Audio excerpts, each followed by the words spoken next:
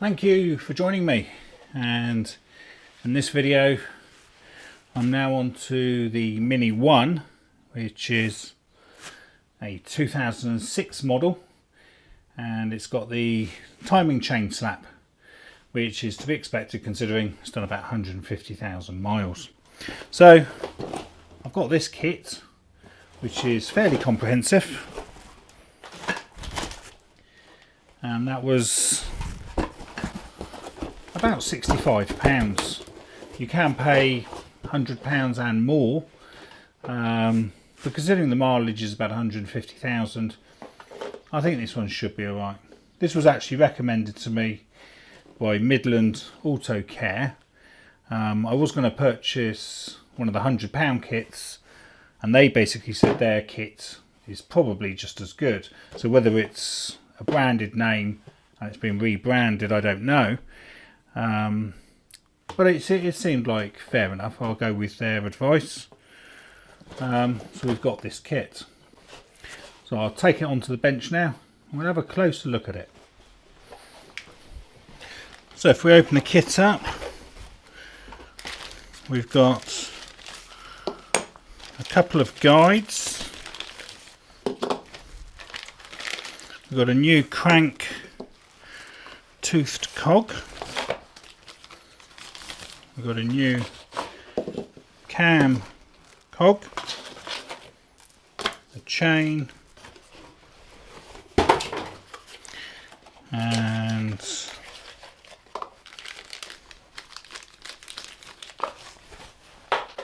a tensioner.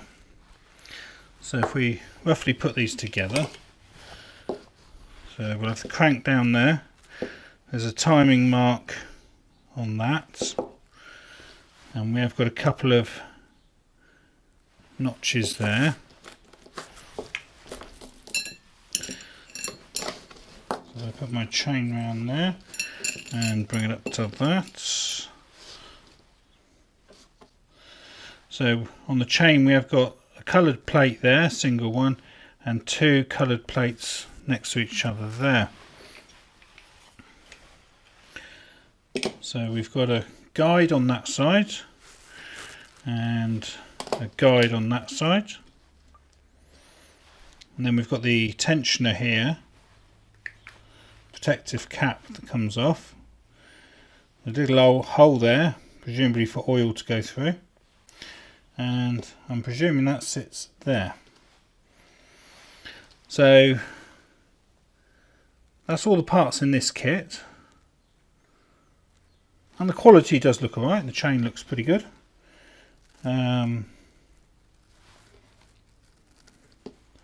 So crack on now then and get on with the car.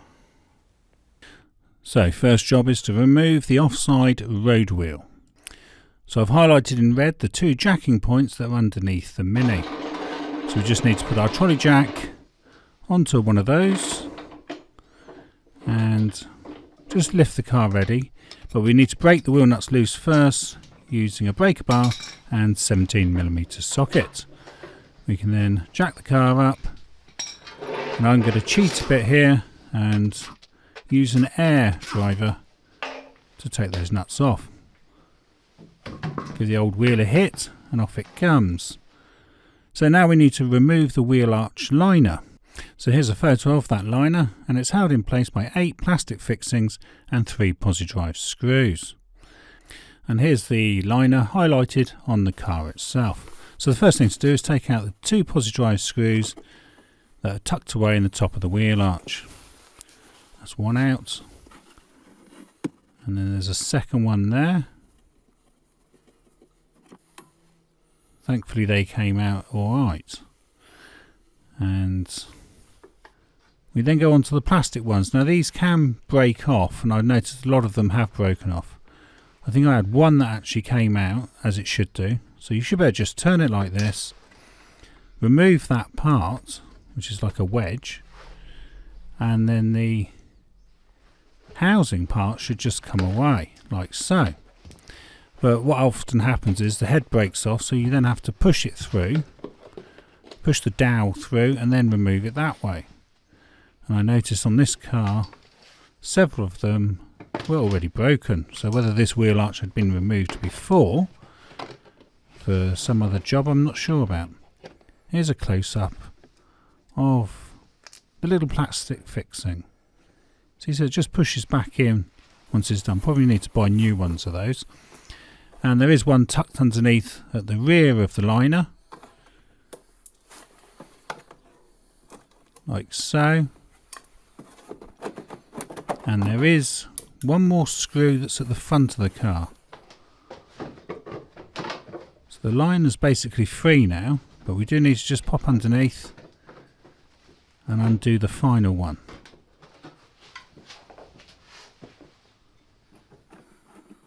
So I think you're supposed to be able to just undo that slightly and it should just pull back out. But I didn't want to break anything, so I just removed the screw completely. So that's our third metal screw. So now the liner does come away quite easily, along with plenty of mud. And we can see the washer bottle there tucked away underneath the wheel arch.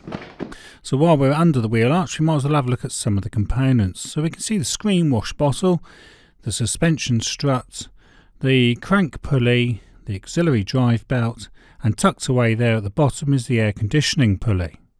So here's a better view of that screen wash bottle tucked away there, and next to it you can also see the hydraulic ram, which is used for holding the bonnet up.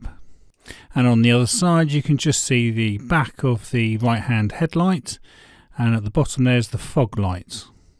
So these are the parts that really will concern us, and we've got the auxiliary drive belt tensioner there, the crank pulley in blue, the drive belt in yellow, the air conditioning pump at the bottom there in red, and the coolant pulley is in orange, and just at the top there in green is the alternator pulley. So this view is quite important because there you can actually see the timing chain tensioner piston location in green, which we will need to remove. And also you can see the oil filter housing there next to it.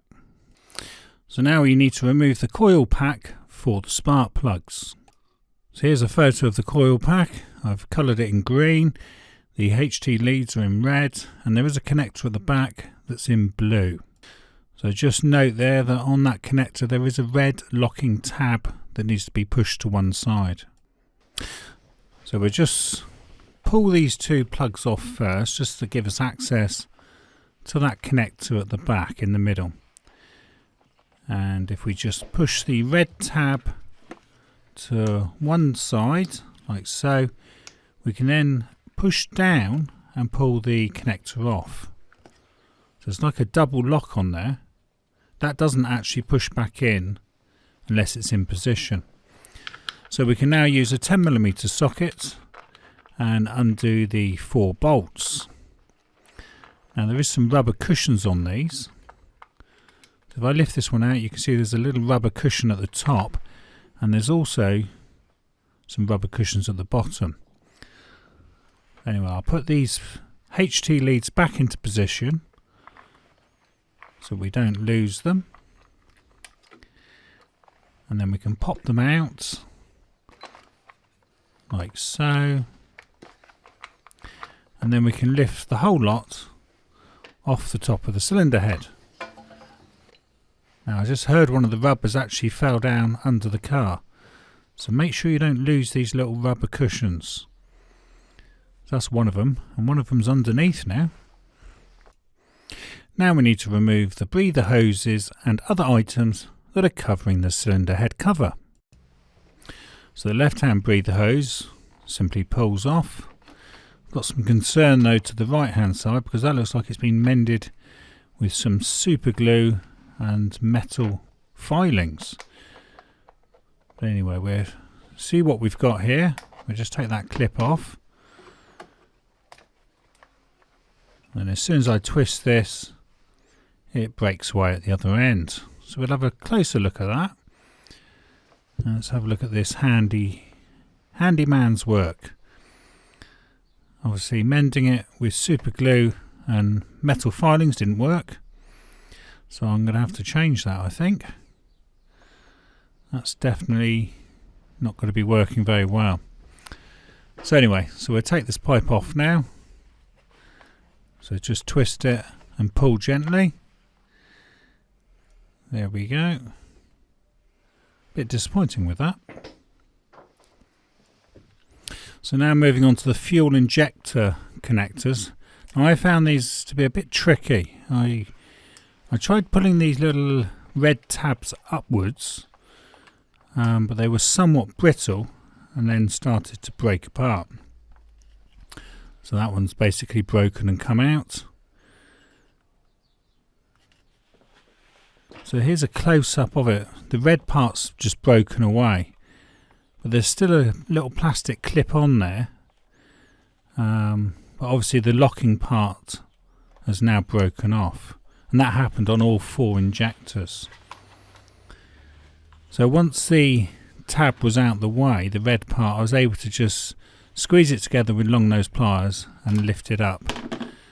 So you may want to be a bit cautious when you come to removing these and be extra careful. That's the thing with these plastic connectors, they all seem to be just slightly different to each other, so they're all very unique. And if you don't come across them on a daily basis, you can sit there faffing around for quite a while trying to work out how they connect. There's a couple of plastic clips on top of this wiring loom, so you can pop those off.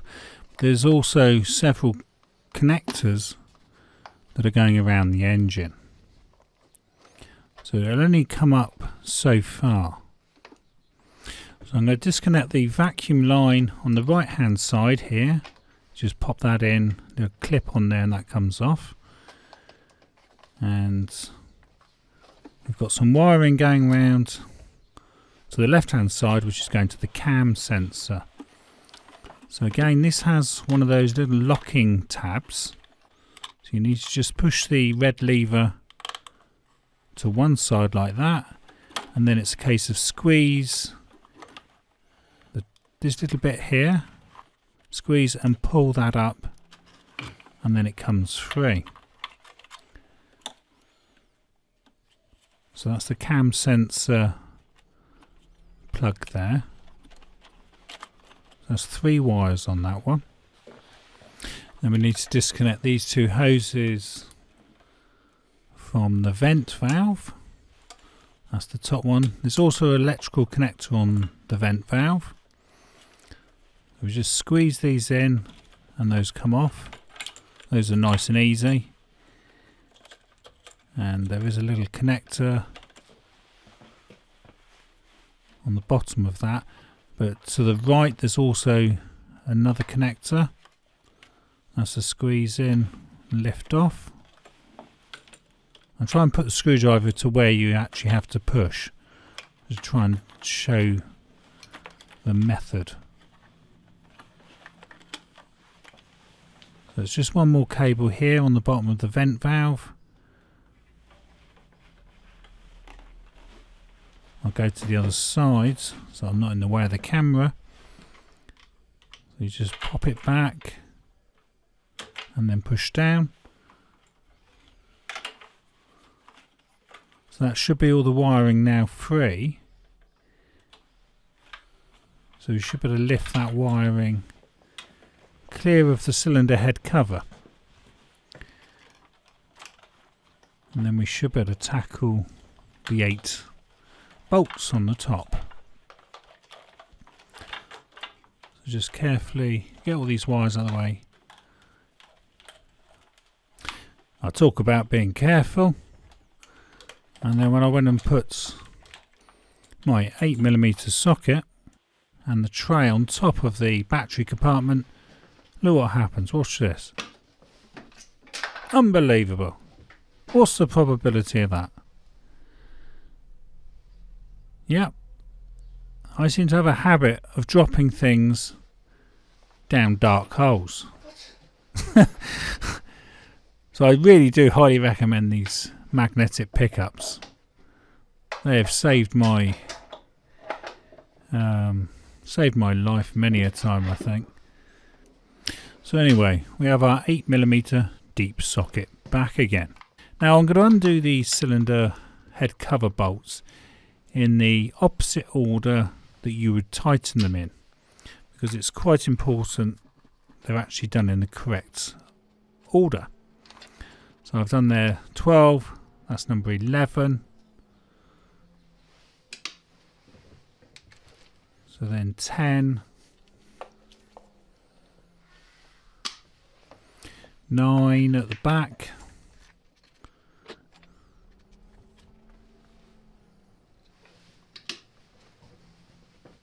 then 8 is over in the corner,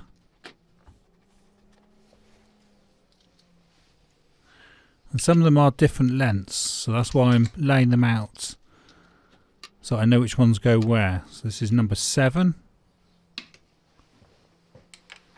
6, so some are short and some are long. Then we go to the back for number 5, and then we move over slightly for number 4, and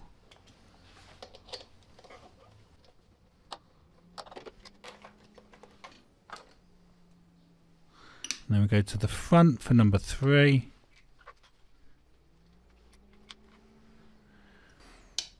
and then we move left for number 2, and then go over to the back for the final number 1. So you'd actually put these bolts in the opposite order that I've just undone them in. But I thought I'd best do it in the correct way, as it probably is quite important if you don't want to warp anything. So okay, so we can now remove the cylinder head cover, which was easy enough. And to my surprise, it looks absolutely spotless. I was expecting to see some black burnt oil from an engine that's done 150,000 miles, and yet it looks absolutely spotless. The oil looks lovely and clean as well. So hopefully this engine's been well looked after. Looking good.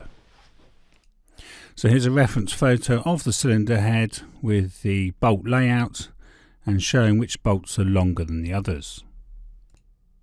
So now we're on to setting the reference position for the camshaft and the crankshaft. So as we're going to be rotating the engine on the crankshaft, I'm going to just loosen the spark plugs to make life easier. Now what I'm doing here is I've just already blown some of the dust out from the tubes, and then I'm going to undo each spark plug by 1 revolution, and any dirt and debris trapped from undoing them I'm now going to re-blow out, so that when I do move these spark plugs, no debris does go into the cylinders if I remove them. So we now need to use a 15mm socket, ideally on a long extension bar, and rotate the engine now till the triangular timing mark that is on the camshaft sprocket is pointing vertically up, and that is in relation to the engine though. So I can see it there just coming on the left, but it's vertical in relation to the engine block, not vertical as you see it, because the engine is on a slight tilt. So that seems to be correct. I'll just use a torch to try and show that mark very clearly. So there it is, it's very clear there. And it does say pop a bit of paint on it. So you might need to just wipe it and clean it a bit, and then pop a bit of paint on there. There you can actually see the copper link that we'll need next time. So I'm going to use laser 4408 timing kit, and I'm just going to pop the cam setting tool onto the sprocket just to confirm that I'm definitely in the correct position. So there's like 2 dowels there that slot in, and that's perfect. So we can now go to the crank and mark the position of the crank. So I've got 2 dimples there. I'm going to use one of those dimples and pop a bit of white paint on there and on the pulley itself. So we now need to remove the auxiliary drive belt. So here's a quick heads up photo of the tensioner and the purpose made tensioning tool, and here is that tensioning tool engaged into the tensioner and the locking pin is engaged. So to give better access to the tensioner, what I'm going to do here is remove this earth strap, and that's with a 13mm socket. I'm just going to pop that off. I'll put the bolt back through so I don't lose it, and then what we'll do is just slide the fuel tank vent valve off. So you just push the little metal back in a bit like so, and then that should slide off if you're careful. Now that gives us better access now to get this tool in place. So there is the tensioner, and there's a couple of lugs on there for a specific tool to fit on. So this is the Laser 4770 kit, and it has 2 tensioner tools in. One is for the supercharged version, I believe, but we just need the standard one. So this does make the job a little bit easier. So it's got like a mouth on there, and then we can slide this down, engage it onto the teeth, and then using a breaker bar we can just lift the tensioner up and out of the way. Now we do need to pop a little pin in there to hold it in position. So we'll push it up again and then pop that little pin in like so. So that's now the tensioner, or the tension taken off the tensioner. So we can remove that, and now we can take the accessory drive belt off like so. Here we are. So we can now move on to removing the crankshaft pulley. So to undo the pulley nut we need to try and lock the engine. So if you put it into 5th gear, and then I used some extension bars here to keep that brake pedal pushed down as hard as I could. It'd be easier if somebody was actually helping you here and pushing down on the pedal, but being on my own, this solution did actually work quite nicely. So I'm just going to remove that cam tool as well, because I don't think that's designed to actually hold things locked solid. Certainly not for undoing a crankshaft pulley. So the crankshaft pulley is tightened to 115 Newton meters, so it's not that difficult to undo. So I just used a long 15mm spanner here, and that did the job quite nicely. So once it's loose, I'm able to just use a socket and whiz it out. And there does appear to be signs of some blue thread lock on that thread. So I'm just going to cut a length of 10mm threaded rod to a length of 110mm, and this is to go inside where the bolt was. And the idea is a 3-legged puller can push on this to pull the pulley off. Now I'm adding a little nut there just so that the 3-legged puller won't actually skew itself and come off, which it did the first time I did it. I'll demonstrate that in a moment. So that's where the bolt goes. This was before I added the nut, and then you put your 3-legged puller on, and obviously the centre bolt makes contact with the bolt that we've just cut. But as you can see, the bolt starts to wander down the side of the thread and then came off, so that was no good. So this time I added the nut, and remember to put plenty of grease on the thread, which is actually really important to do that. And then the pulley came off nice and easily. Now when the pulley comes off, you'll notice that it's not actually keyed at all. So that might be the reason for marking the pulley and the housing in relation to the housing. So there's no keyway on there at all. Now what I will do is just blow a bit of air down that hole just to remove any of the blue thread lock that might still be in there. Now to remove the timing chain tensioner piston. So the tensioner piston is at the back of the engine, and it was just highlighted there in red. So using a 19mm socket, you can undo that, and there will be some oil that comes out, so you do need to have a tray underneath. And there we are. So that's the cap off. And then the piston is actually has a little plastic end to it. I actually thought that was a protective part just for the manufacturer, but it's obviously part of the piston, that black plastic end. So we can remove that now, and then we need to remove the right hand engine mounts. So we need to pop a trolley jack underneath and support the bottom of the engine like so.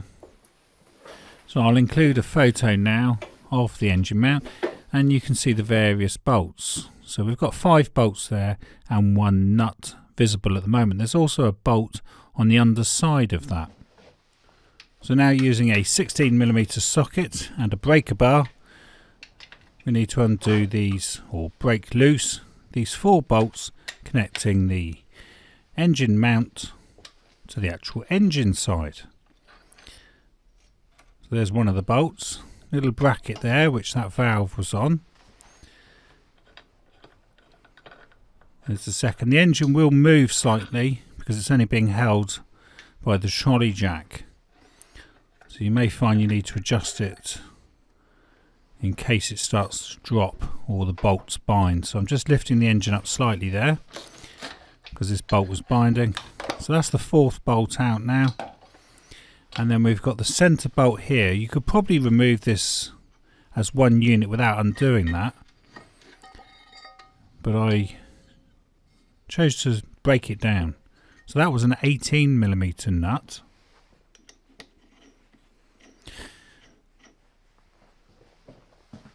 And then we've got 16mm socket for the side bolt, like so. And then we've got a very long bolt underneath, so you need to unclip the ABS cable there. And this is an E12 female Torx socket that's required, and it is a long bolt. And as you'll see as I start to pull that down, because it goes right through the cross member there. There it is. And then I'll pop that back in. I don't think there's any chance of losing that really. That is pretty long.